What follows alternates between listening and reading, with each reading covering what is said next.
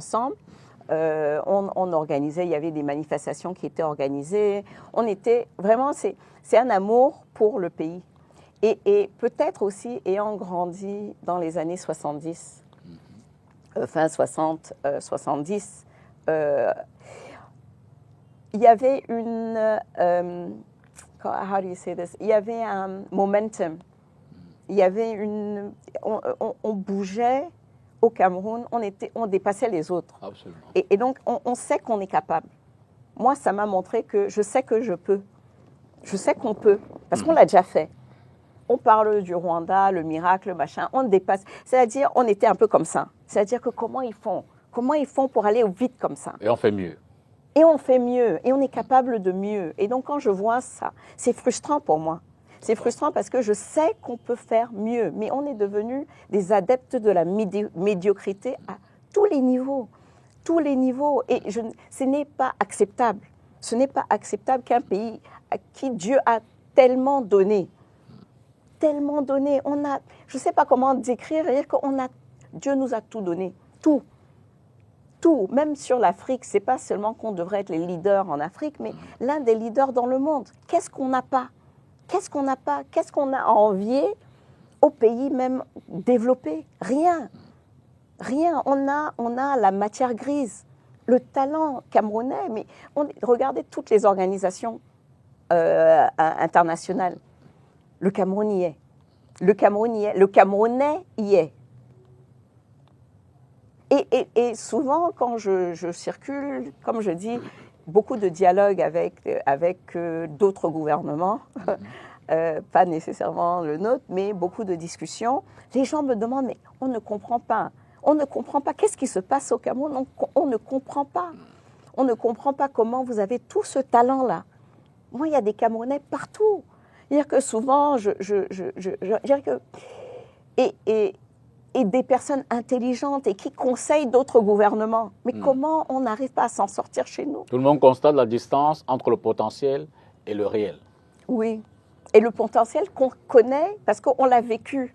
C'est pas que c'est un espoir. I'm not living in hope. Je ne vis pas dans l'espoir. Je vis dans le fait qu'on a déjà ce passé, on a déjà fait nos preuves. De dire et pourquoi est-ce qu'on est là où on est aujourd'hui? Ce n'est pas normal. Vous faites un lien entre la gouvernance et le numérique? Oui, bien sûr.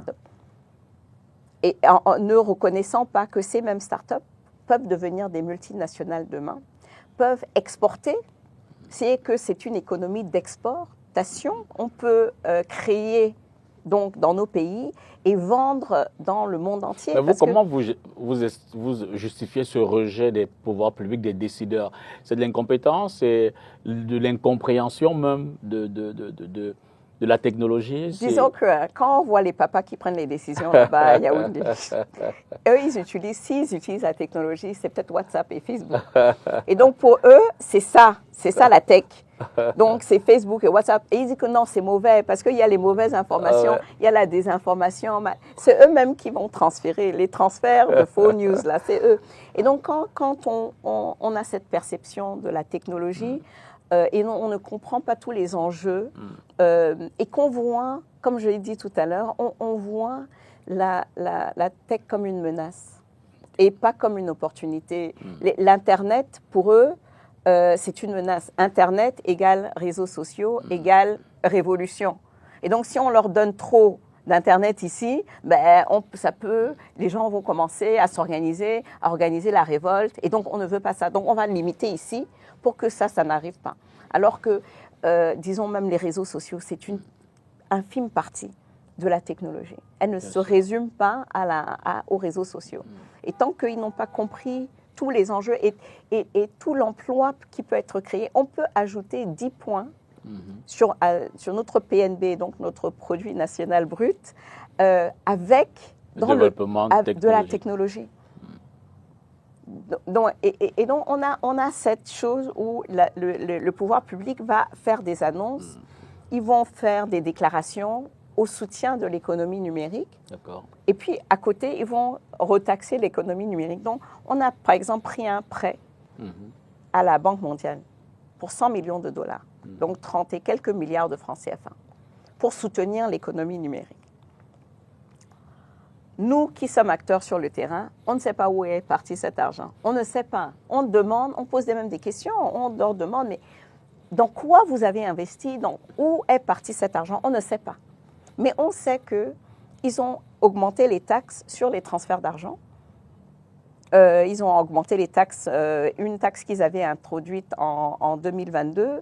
En 2025, elle a augmenté et les gens commencent à voir que quand on fait les OM et les Momo, on nous prend plus.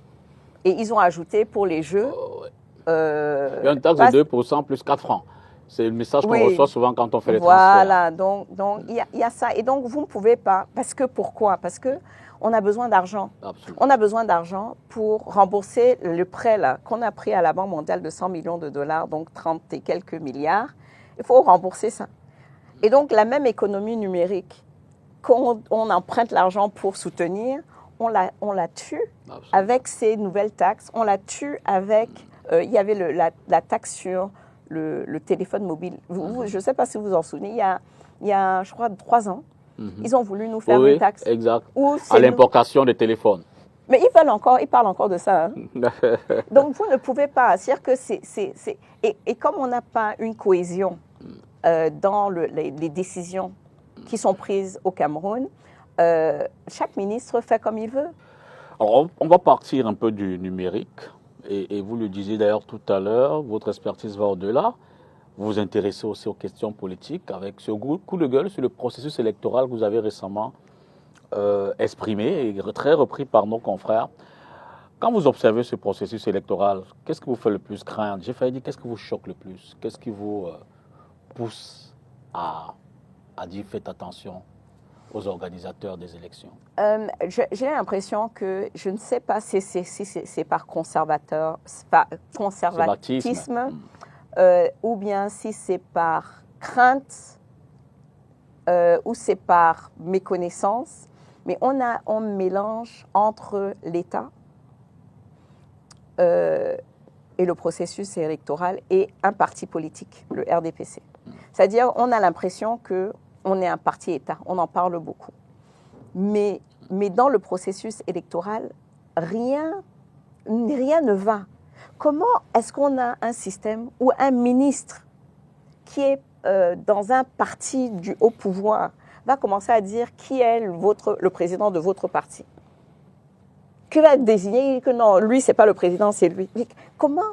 C'est une aberration. C'est une aberration. Et il va commencer à dire que... Le ministre envoie les acteurs chez l'organisateur et les câbles. Oui, mais les câbles, c'est toujours le RDPC. C'est-à-dire que c'est ça la difficulté. Le ministre a les éléments constitutifs des partis politiques. En fait, c'est ce système-là que vous voulez qu'on corrige? Oui, il faut corriger. Il faut un système. Et on ne peut pas le faire avec ce parti. Que le gouvernement se désengage totalement du processus. Il ne va pas le faire. Non, je vous dis, pour vous, c'est l'idéal. C'est la proposition que vous feriez. Qu'il y ait un désengagement total. Si réellement on avait un gouvernement qui s'inquiétait d'avoir des élections libres, transparentes, fair, justes, ils allaient complètement changer la donne. Vraiment, mais on n'a pas ça. Et on n'aura pas ça. Et donc, ce que je pense que la prochaine étape, c'est quoi? C'est de s'assurer qu'on puisse remplacer ce gouvernement qui n'a pas envie de changer, n'a pas envie d'évoluer. Et c'est pour aller aux élections. Oui, il faut aller. Et c'est pour ça que j'ai dit que les élections, il faut y aller, et il faut y aller de manière intelligente, en sachant qu'on ne peut pas, on ne va pas pouvoir... les élections ne se passent pas le jour du vote. Okay. Parce qu'on a l'impression que oui, on va aller voter, on va aller défendre notre vote. Mais si on ne peut pas tenir de meeting pour sensibiliser la population sur son programme, si on ne peut pas choisir nos candidats, si on ne peut pas avoir accès aux antennes de la même manière, si on ne peut pas, parce que bon aussi, que limiter l'accès à l'Internet, tout ça, si on ne peut pas s'assurer que nos communications Internet, on peut partager les informations avec le plus grand nombre de... Comment voulez-vous que le jour des élections, on dise que oui, mais vous avez eu moins de votes? Si on ne peut pas contrôler qui est sur la liste d'électeurs. et qui ne l'est pas. C'est-à-dire que le vote lui-même, ce n'est pas ça, les élections, c'est tout un processus. Et il faut encadrer ce processus et il faut que ce processus entier soit juste, pas juste le jour des élections. Parce que je vous dis que la vérité, c'est que si on compte juste le nombre de votes, le jour des élections, le RDPC peut passer. Et ils vont dire que le vote était libre. C'est vrai. Mais les gens qui ont pu voter ce jour-là sont les gens qu'ils auront prédésignés. L'endroit où les gens votent, ils auront prédésigné. Les candidats même, ils auront prédésigné. Donc, oui, vraiment, oui, vous avez gagné le vote. Mais vous n'avez pas vraiment gagné les élections parce que les élections, c'est un ensemble. Et justement, si on demandait un schéma pour intégrer le numérique dans ce processus électoral, quelles seraient éventuellement les réformes qu'il y aura à faire pour s'assurer que de l'inscription au résultat, tout le processus ait une traçabilité technologique? Ce n'est pas difficile. Ce n'est même pas un grand projet compliqué. Mais je ne pense pas qu'ils y soient. Je ne pense même pas que c'est encore une fois... Je veux dire qu'on ne va pas non plus parler par rapport à eux. Je veux dire, si les téléspectateurs veulent être... D'abord, parfois, on n'a même pas besoin de l'État. On a besoin que l'État nous laisse. Parce que, par exemple, avec un téléphone portable, des personnes qui sont dans le quartier, dans un bureau de vote, peuvent enregistrer le vote, envoyer le vote par un système USSD, c'est-à-dire le STAR, machin. Ils n'ont même pas besoin d'Internet pour le faire. Alimenter une base de données qui est nationale et voir maintenant et comparer donc le résultat qui est direct, immédiat, envoyé par des tiers, par des indépendants qui ont observé le vote et comparer ça aux résultats que Elecam va annoncer après. Donc il y a des choses aussi qu'on peut faire qui ne sont pas nécessairement attendre que Elecam décide d'être transparent. Et à votre niveau d'information, le système n'est pas en capacité de le faire, d'organiser les élections dans un processus entièrement numérique. Non. Ils n'ont pas la volonté. Il faut d'abord vouloir le faire. D'accord. Il faut d'abord vouloir le faire et ils n'ont pas cette volonté. Trop de transparence pour eux, c'est pas bon. C'est pas bon parce que en fait, c'est ça que la technologie apporte. C'est la transparence. Et on ne peut pas, you can't lie. Vous ne pouvez pas mentir à la machine. C'est-à-dire que si elle a enregistré, elle a enregistré. Et donc, avoir les PV écrits à la main qu'on peut brancher, on peut cacher, si on utilise par exemple la technologie de blockchain pour enregistrer les résultats, c'est très difficile. Après, vous allez faire comment pour changer ça? C'est très difficile. Et donc, c'est cette manque Mais en l'état, quelle proposition feriez-vous donc pour s'assurer que le vote, le choix fait par les électeurs est le choix, que ça puisse être vérifié, est le choix qui sera proclamé comme résultat? Disons qu'il y a plein de technologies et je vous dis que même en prenant des jeunes qui sortent de l'université, ils vous créent un système qui est très sécurisé et qui va en temps réel. Et c'est pour ça que je parle d'utiliser la technologie USSD. Parce qu'il y a des endroits où on n'a pas encore accès à l'Internet. Mais on peut recharger avec un téléphone normal. Il y a des systèmes déjà qui existent dans plusieurs pays africains ou de plusieurs pays du monde. Ces systèmes existent. Mais je pense que nous, on peut développer un système qui nous est adapté.